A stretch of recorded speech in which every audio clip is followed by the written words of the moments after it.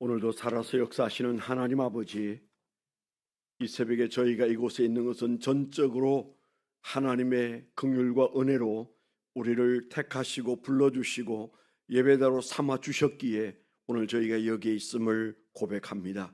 하나님, 우리는 아무도 주님을 먼저 한 자가 없고 오직 주님이 우리를 먼저 아시고 택하시고 부르셔서 오늘 예배자로 삼으셨으니 이 고난주간에 우리가 드리는 예배가 하나님께 영광이 되게 하여 주옵시고, 주여, 삶에 지쳐있던 저희들이 주의 은혜로 새 힘을 얻으며 주여, 우리가 부질없는 일들의 마음이 빼앗겨 살았던 허물진 종들에게 하나님 은혜를 베풀어 주셔서 주여, 생명의 은혜가 우리 안에 이 새벽에도 넘치게 하여 주시옵소서.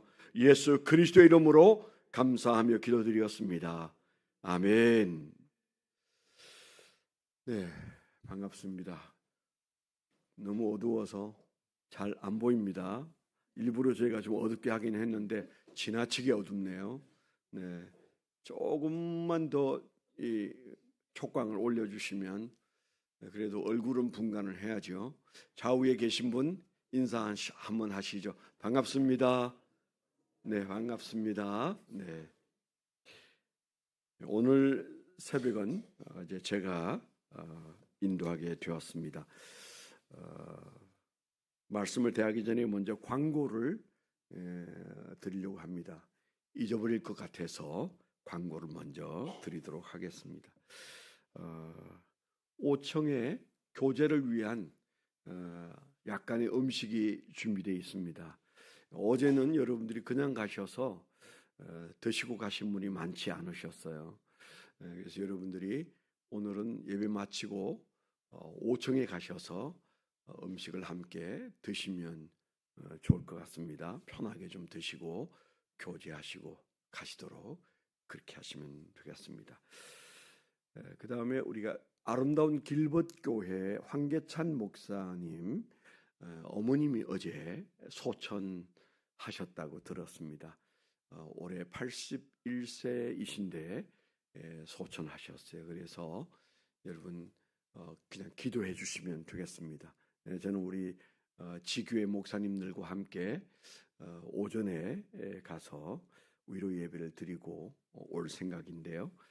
황계찬 목사님 아시는 분들은 그 목사님을 위해서, 그 상가를 위해서 기도해 주시면 좋을 것 같습니다. 하나님 말씀 보겠습니다. 하나님 말씀은 이사야서 53장입니다.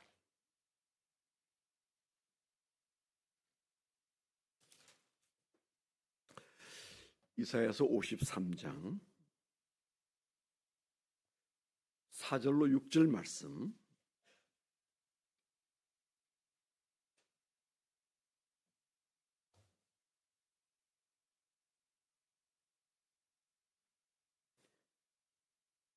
(1033페이지) 이사야서 53장 4절로 6절 합독해서 읽도록 하겠습니다. 시작. 그는 실고 우리의 질고를 지고 우리의 슬픔을 당하였거늘 우리는 생각하기를 그는 징벌을 받아 하나님께 맞으며 고난을 당한다 하였노라. 그가 찔림은 우리의 허물 때문이요 그가 상함은 우리의 죄악 때문이라. 그가 징계를 받음으로 우리는 평화를 누리고 그가 채찍에 맞음으로 우리는 나음을 받았도다. 우리는 다 양 같아서 그릇 행하여 각기 제 길로 갔거늘 여호와께서는 우리 모두의 죄악을 그에게 담당시키셨도다. 아멘. 5절 한 절만 다시 한번 읽겠습니다. 시작. 그가 찔림은 우리의 허물 때문이요 그가 상함은 우리의 죄악 때문이라. 그가 징계를 받음으로 우리는 평화를 누리고 그가 채찍에 맞음으로 우리는 나음을 받았도다. 아멘. 오늘 우리가 이곳에 있는 이유가 뭔지 여러분들이 아마 많이 생각하고 오셨을 겁니다. 어린 아이도 함께 참석하기도 하고 청년도 오시고 또 몸으로 말하면 예배 참석하기 좀 어려운 분들도 와 계신데, 이 고난주간에 여러분들이 새벽에 특별한 마음으로 오셨잖아요. 평소보다 더 많이 오셨습니다. 어제 어떤 분과 얘기하면서 그런 얘기 한 적이 있어요. 저도 어렸을 때, 초등학생일 때 어머니 손에 붙잡혀서 그 새벽 기도를 자주 나갔어요. 근데 제 기억 속에 가기 싫었어요. 늘 가기 싫었어요. 그런데 우리 어머님 마음이 같이 갔으면 좋겠다 싶어서 깨웠는데 차마 난 싫어요. 못 가요. 그럴 배짱이 없어서 따라갔어요. 그런데 그 당시에는 뭐 거제도니까 그렇게 추운 곳이 아닌데도 바람이 많이 불고 그래서 그 바닥에서 괭이에서 바람이 올라오면 그걸 피해서 앉아야 돼요. 지금도 그게 어떤 때는 몸서리 칠 정도로 싫고 추운데 그 바닥에 앉아서 우리 어머님은 엎드려서 이제 설교 말씀이 끝나고 개인기도 하면 불과 2, 3분 안에 울기 시작해요. 그리고 한참 울고 엎드려 계시다가 그때 일어나는데 저에게는 그 새벽 기도가 별로 그렇게 좋지 않았는데 지금 생각하면 그때 가고 싶지 않아도 어머니를 따라서 새벽 기도를 종종 갔던 그것 때문에 하나님께 이 죄 많은 인간이 기억되지 않았을까? 그래서 여기에 목사로 서 있지 않을까? 도망가면 다시 잡아오고 도망가면 다시 잡아오시고 그래서 결국 목사가 됐잖아요. 제 동기들 중에는 신학교를 1973년에 들어갔다가 졸업을 1983년에 했으니까 남들 다 목사 된 다음에 저는 신학교를 졸업했거든요. 돌이켜 생각하면 하나님께서 그때 어린 시절의 나를 보시지 않았을까. 아까 엘리베이터에서 우리 문성필 집사님 부부와 함께 하나밖에 없는 아들이 같이 타고 왔어요. 이놈도 붙잡힐지 모르겠다 그런 생각이 들었는데 얼마나 축복인지 몰라요.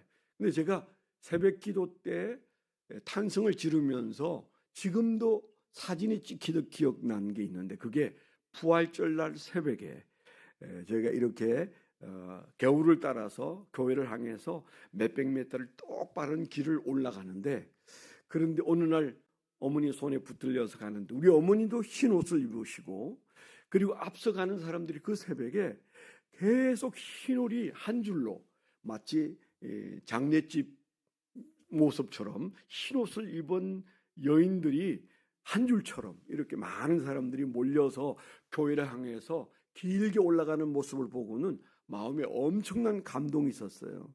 뭔가 다른 느낌, 뭔가 일이 벌어지고 있다는 느낌. 그래서 그날 부활절 날 새벽에는 흰옷을 입는 것은 아는데 그 새벽에 조용한 가운데 사람들이 나와서 그 길을 따라가는데 그게 한 줄 선교처럼 쭉 길을 이어서 가는 모습이 제 마음속에 크게 다가왔어요.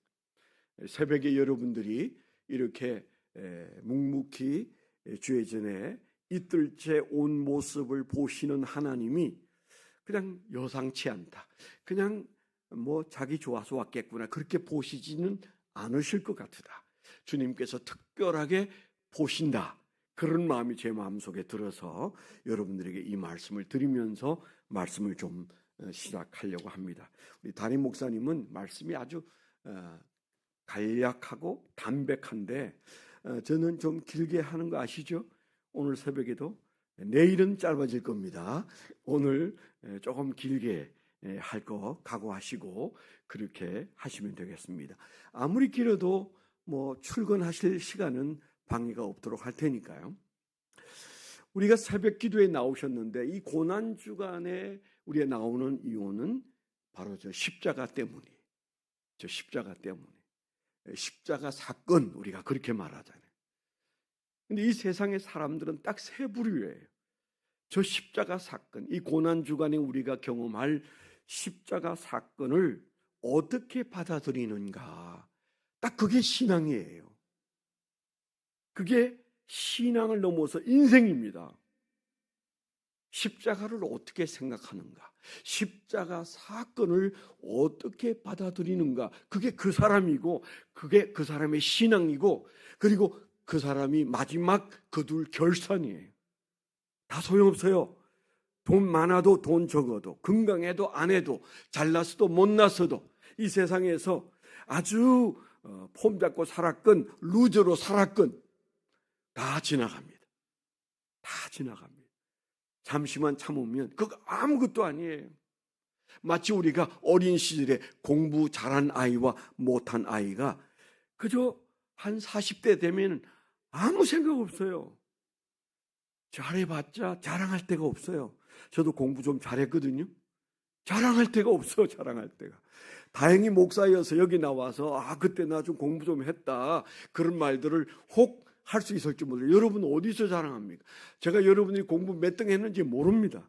그러니까 겨우 우리 교회 대전여고 나온 사람이 누구다, 그 정도는 제가 기억해요.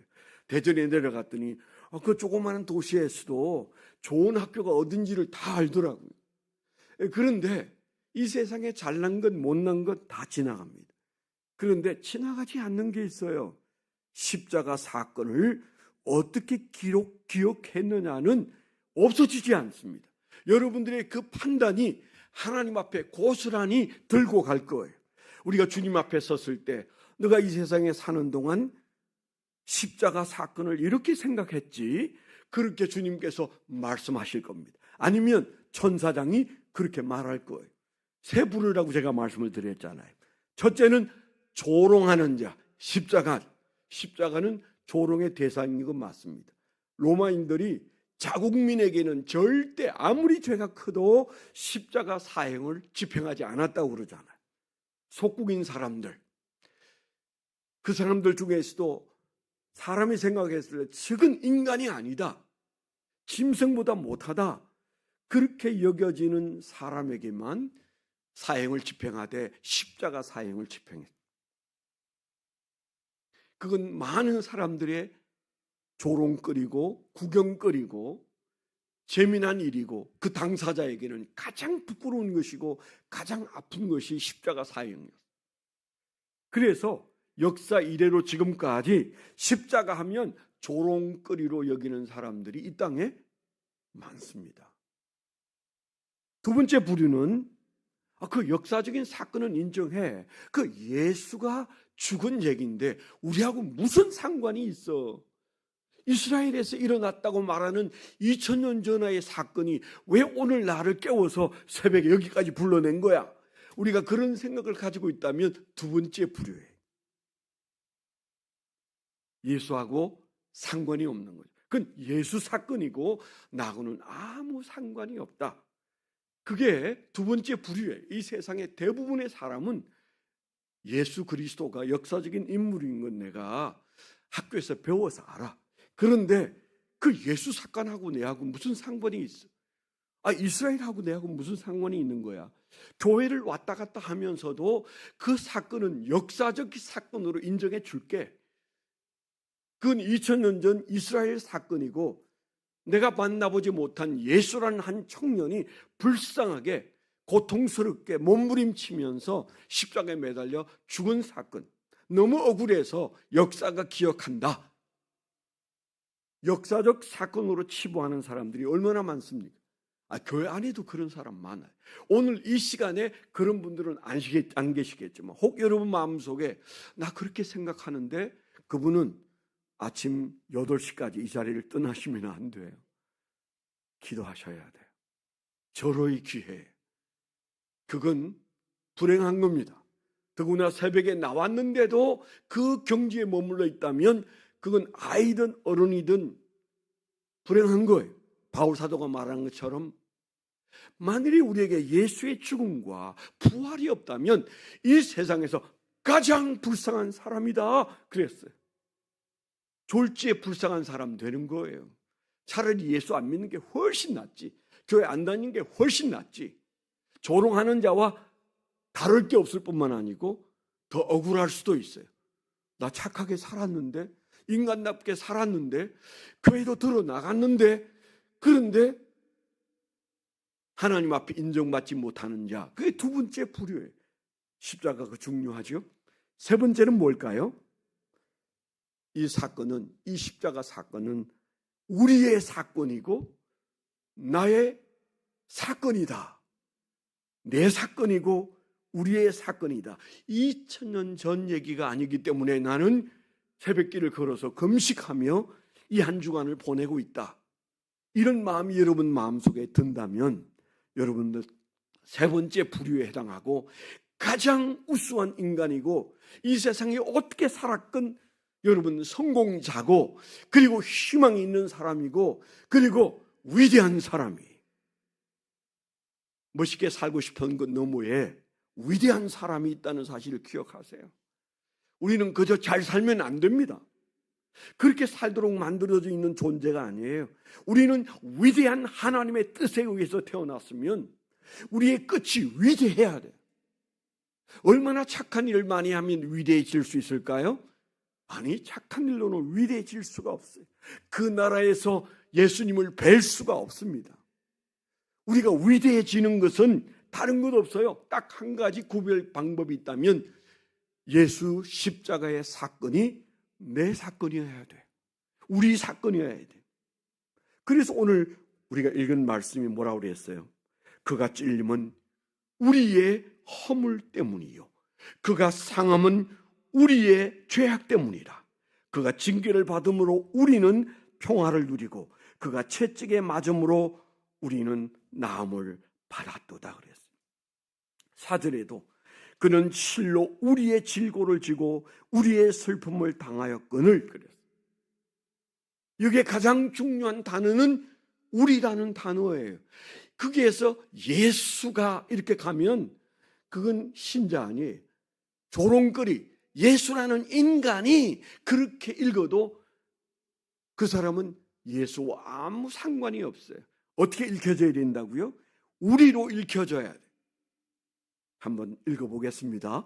4절, 5절만 6절까지 읽는데 우리라고 하는 단어는 여러분이 읽으셔야 돼요. 크게.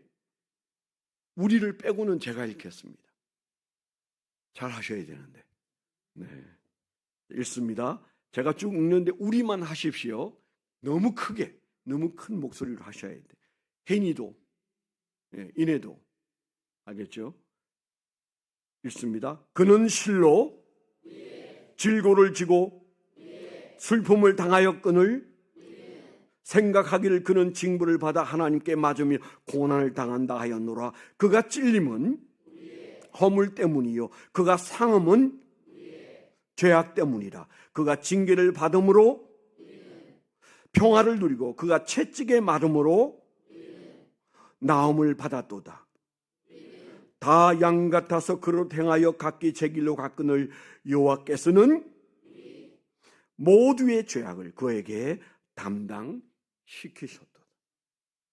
왜 우리란 말이 이렇게 많이 나올까요?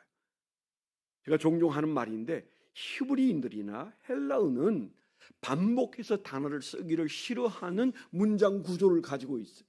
그런데 예수님도 진실로 진실이라는 말 한마디만 하셔도 우리는 그분이 하시는 말씀이 진실이라는 말을 알고 있어요.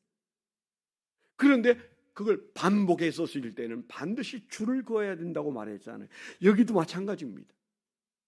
히브리어에 같은 단어가 그냥 계속 반복으로 나오는 것은 외워야 된다. 그런 의미로 받아들이면 딱 맞습니다. 이 우리라는 말이 빠지고서는 의미가 없어요. 그런데 이 말씀은 더 놀라운 것이 예수님이 이 세상에 태어나시기 전 무려 700여 년 전에 예언된 말씀이에요. 최근 수십 년 전에 어떤 학자들은 이사야서 그렇게 읽으니까 마음에 좀 부담이 돼요. 이게 예수 얘기는 맞는데 그 예수 얘기를 예수님이 태어나기 전 700년 전에 말했다는 게 뭔가 내 이성적으로 받아들이기가 좀 어려워. 그래서 이사야서는 제1 이사야서, 제2 이사야서, 제3 이사야서가 있어서 요거는 이사야가 쓴 게 아니고 아주 후대에 기록되었다.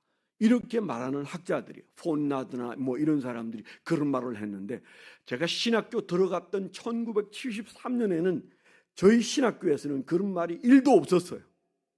근데 제가 복학을 늦게 했다고 그랬잖아요. 돌다가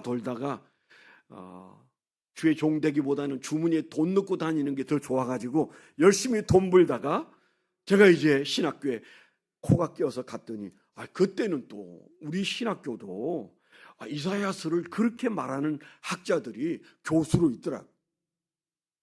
그거 아닙니다.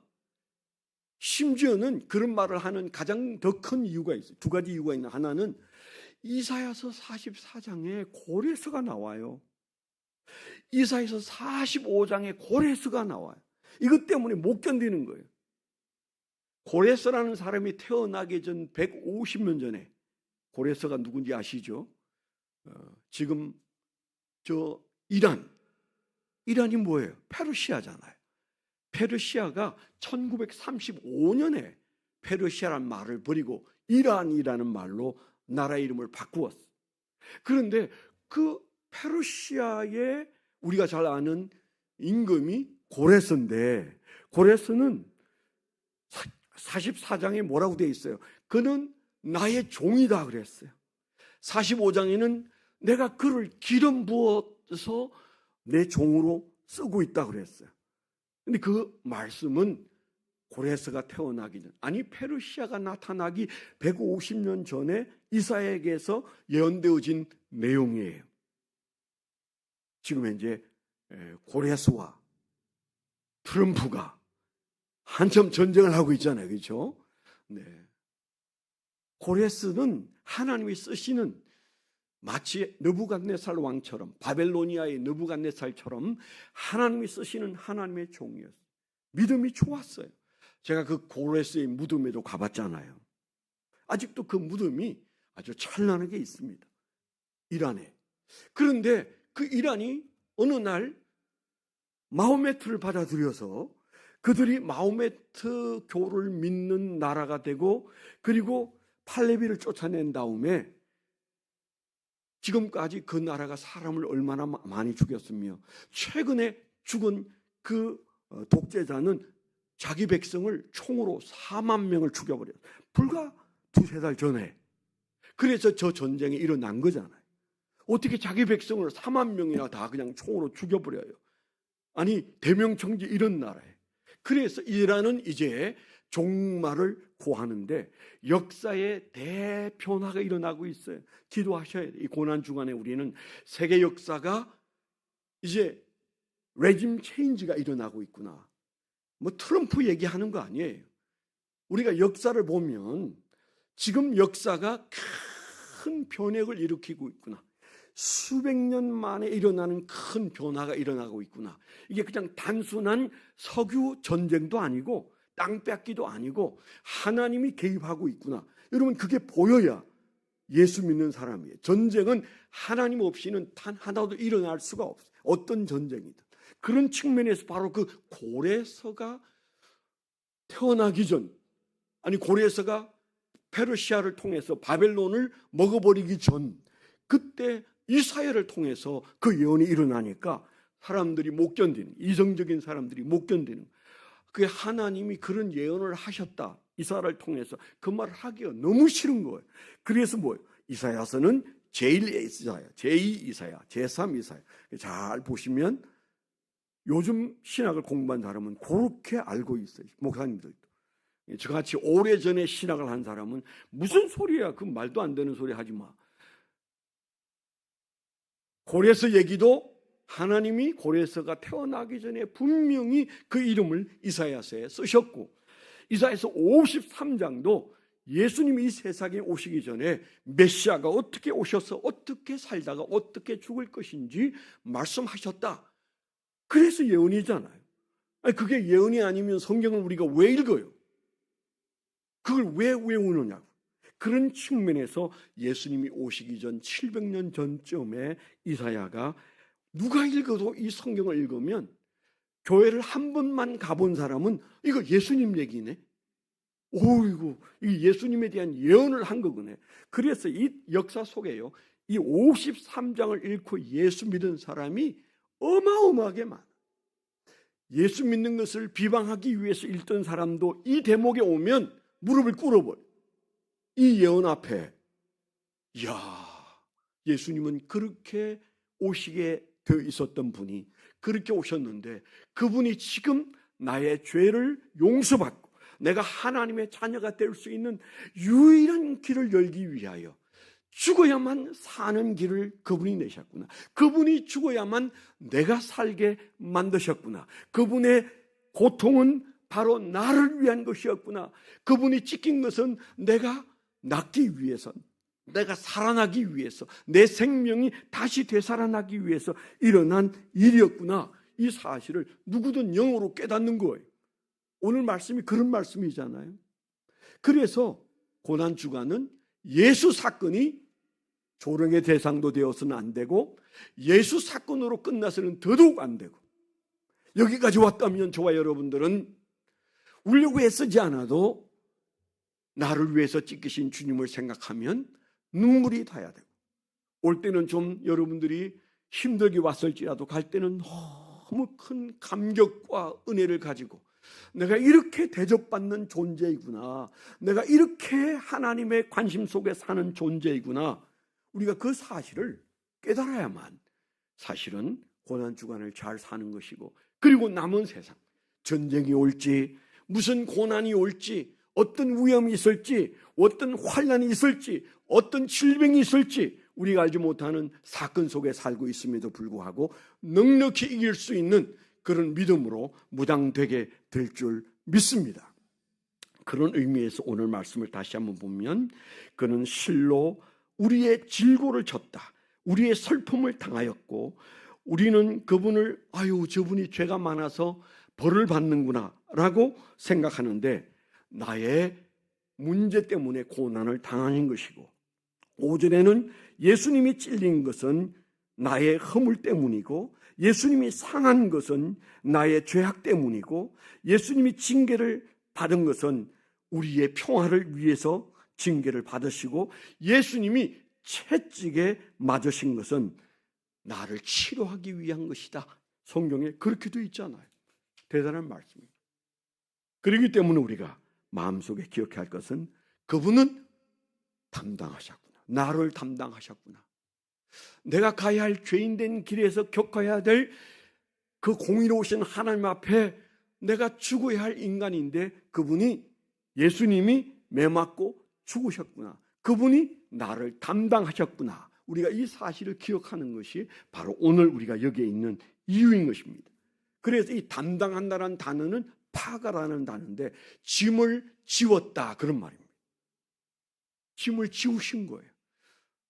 우리가 알지 못하는 너무 짐이 커서, 마치 지구가 돌아가는 소리가 너무 커서 못 듣는 것처럼, 우리의 죄가 너무 커서 그 죄를 깨닫지도 못하는 사이코처럼 살아온 우리 인생에 주님이 그 큰 짐을 대신 지셨다, 담당하셨다, 그런 얘기잖아요.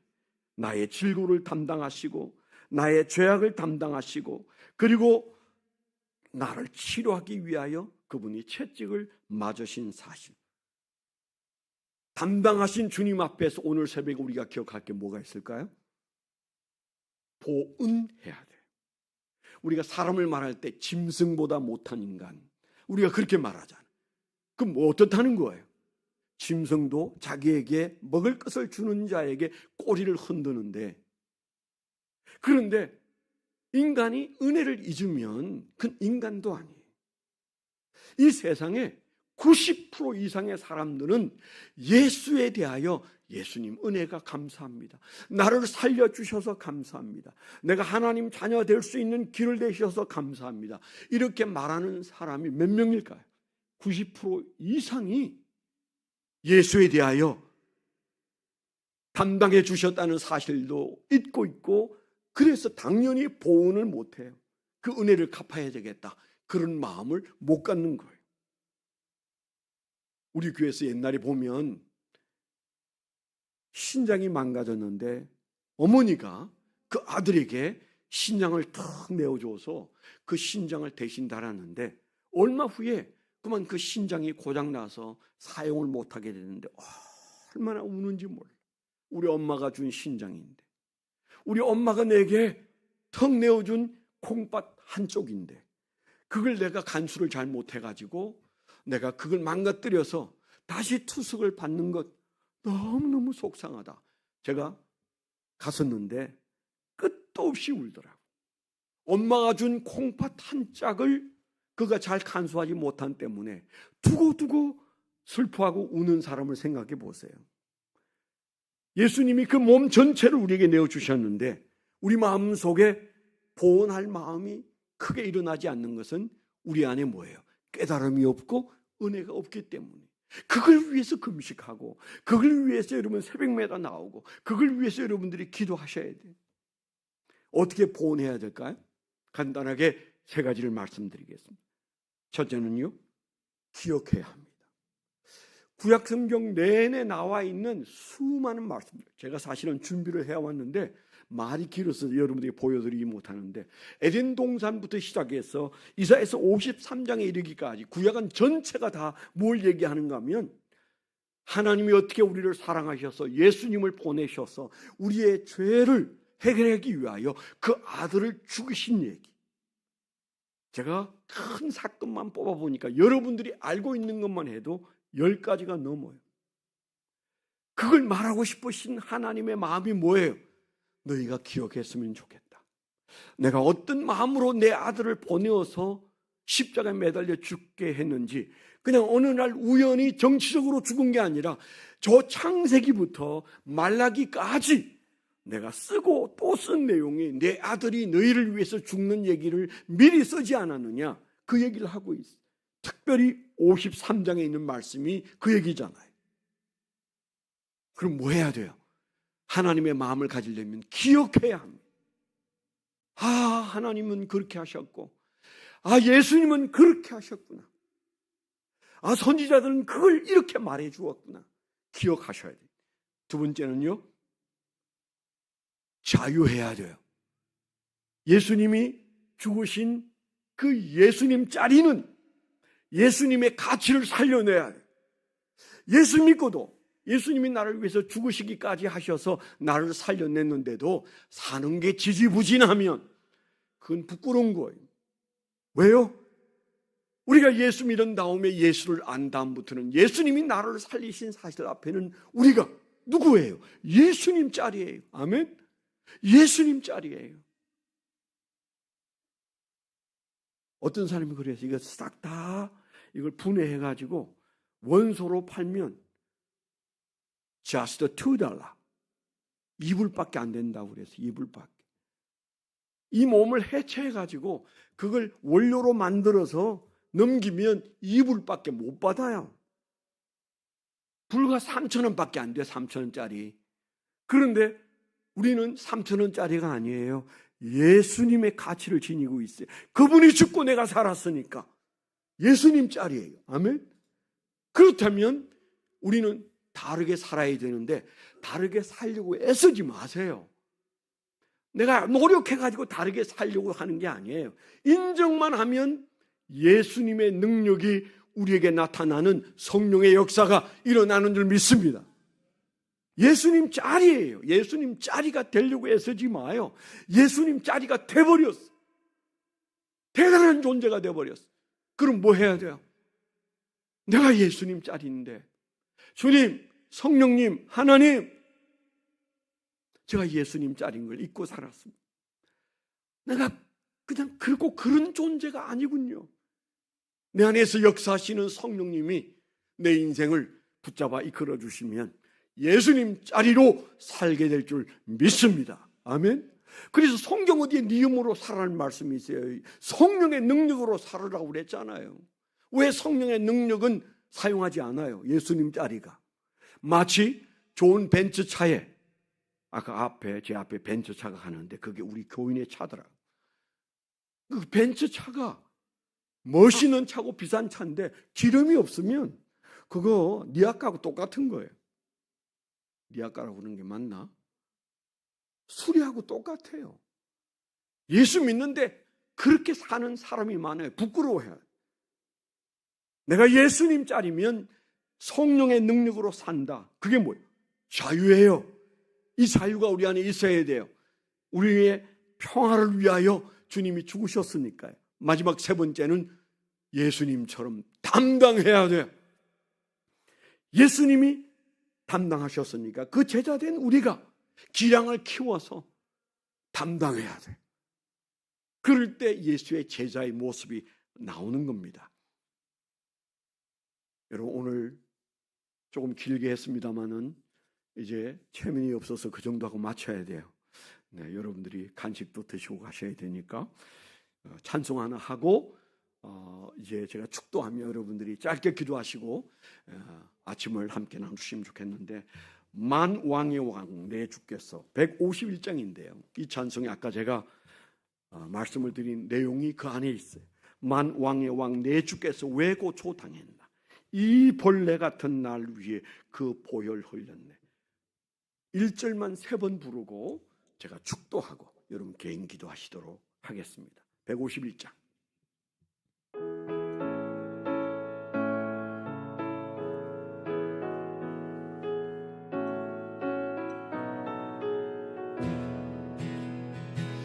만왕의 왕 내 주께서 왜 고초 당했나, 이 벌레 같은 나 위에 이 보혈 흘렸네. 십자가 내가 처음 볼 때에 나의 맘에 큰 고통 사라져. 오늘 믿고서 내 눈 밝았네. 참 내 기쁨 영원. 1절 만왕의 왕, 만왕의 왕 내 주께서 왜 고쳐 당했나, 이 벌레 같은 나 위에 이 보혈 흘렸네. 십자가 내가 처음 볼 때에 나의 맘에 큰 고통 사라져. 오늘 믿고서 내 눈 밝았네. 참 내 기쁨 만왕의 왕 내 주께서, 만왕의 왕 내 주께서 왜 고쳐 이 벌레 같은 날 위에, 이 벌레 같은 나 위에 이 보혈 흘렸네. 십자가 내가 처음 볼 때에 나의 맘에 큰 고통 사라져. 오늘 믿고서 내 눈 밝았네. 참 내 기쁨 영원하도다. 약하게 반주해 주시고, 연약한 분들은 연약한 곳에 손을 얹으시고, 그리고 특별한 문제가 없어서 하나님 앞에 오늘 말씀에 도전받은 대로 살기를 원하는 분은 가슴에 손 얹으시면 제가 축복 기도하겠습니다. 연약한 곳에 손 얹으시고, 그리고 특별한 문제가 없는 분들은 가슴에 손 얹고 기도하겠습니다. 하나님 아버지, 주님께서 우리를 낫게 해주셔서 우리에게 평화를 주셔서 예수님 자리로 이 새벽에 나온 하나님의 백성들, 주님 앞에 올 때마다 우리가 부끄러울 수밖에 없지만, 그러나 주여 우리의 의로 오지 아니하고 주님의 사랑으로 왔습니다. 예수님의 피 흘린 흔적으로 왔습니다. 하나님의 그 손으로 우리를 이끌어 주셨기에 오늘 왔습니다. 주여 우리를 치료하여 주시옵소서. 우리를 온전케 하셔서 주여 하나님의 백성답게 살 수 있는 능력도 더하여 주시고, 치료하여 주시고, 더하여 주시고, 힘 주시고, 성령 충만케 하여 주시옵소서. 가슴에 손 얹고 연약한 곳에 손 얹어 싸우니 성령이여 역사하셔서 우리를 고쳐놓으시고 치료하여 주시옵소서. 이제는 우리 주 예수 그리스도의 은혜와 아버지 하나님의 극진하신 사랑과 성령님의 내주 동행하시고 감화 감동하심이 하나님을 사랑하는 거룩한 백성들의 생애 위에 지금부터 영원토록 함께하여 주시옵기만을 간절히 축원하옵나이다. 아멘.